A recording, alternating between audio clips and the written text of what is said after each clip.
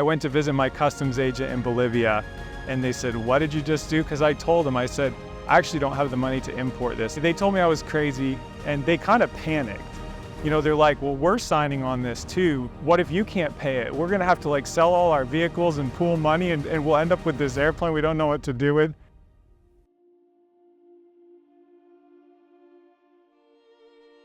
My name is Knott. I founded with my wife Gospel Mission Aviation in 2015. We work in Bolivia. We've been there since, and our focus is the most remote places beyond the reach of the Adventist Church. So we're going in there with medical teams and following up with Bible work, and we use aviation to support that effort. So I wanted to share a little testimony of God's goodness and something that's really bolstered our faith in the last few months. We finished building a brand new mission plane for Bolivia in November last year, and things weren't quite ready to take it to Bolivia, so we left it in Georgia and got the paperwork ready. The other thing we were struggling with is we didn't have money to ship it. We didn't have money to import it.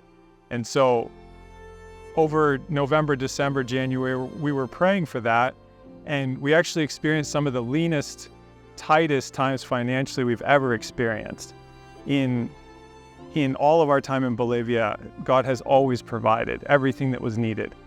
And he continued to do so during those months, but it was very tight. It was, rent and basic stipends for our Bible workers and nothing extra, nothing we could put towards bringing the airplane down. So we got to the point in February where I was praying, "Lord, if you want us to bring it, I need money for a ticket north and the container to put it in, and I'll go and I'll pack it." So that was kind of the sign we were praying for. And in March, we got the money for a ticket north and the container. So I traveled to Georgia, got some help, we packed the airplane. We finished packing the airplane, we still didn't have money to ship it. One of our friends who's a missionary in Belize helped us set up the shipping. We didn't know how much it would cost, but I knew it would be around $10,000. He started arranging the shipping, and we still didn't have the money to ship it.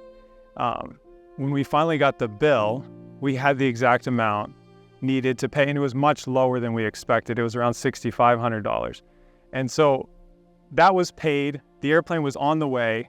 I went to visit my customs agent in Bolivia, and they said, "What did you just do?" Because I told them, I said, "I actually don't have the money to import this." They're saying, "Well, this is a 2023 aircraft. There's a good chance they're going to value it much higher than you think because of its recent construction. And being a home-built aircraft, it wasn't worth $500,000, but they warned me it could be valued at that." And they said, "What are you going to do? If that happens, you could owe $100,000 of taxes." And I just had to tell them, I don't know, God has the solutions. He provided to ship it, and I'm sure he's going to provide for the taxes. And also, he's in control of customs as well. He can do what he wants to do with that. So it was on its way. They told me I was crazy, and they kind of panicked. They're like, "Well, we're signing on this too. What if you can't pay it? We're going to have to like sell all our vehicles and pool money, and we'll end up with this airplane we don't know what to do with if you can't pay it." But we had peace about it because we had the sign that we asked for. And there ended up being some delays, which was providential. But we were praying, and the time kept coming up for it to arrive, and then there'd be a delay, and we still didn't have any money for the import. Nothing. And so I still had peace about it, and I was like, God's going to do something big, because what we've learned is that when he puts you through tough times, tight times, he's reminding us where the blessings come from, and that we need to ask him. We can't just assume. And so we knew he had been preparing us for a big blessing, but it was still totally clear skies, nothing out there.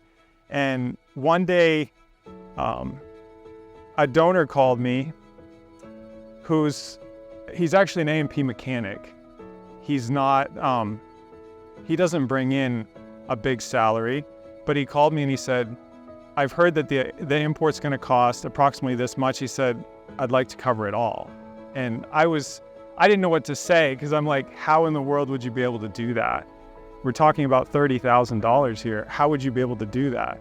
And I didn't ask the question, but that was definitely in my mind. And he said, well, we wouldn't normally be able to do this, but we've had an extraordinary circumstance and God's blessed us and we want to do it. We want to do it all.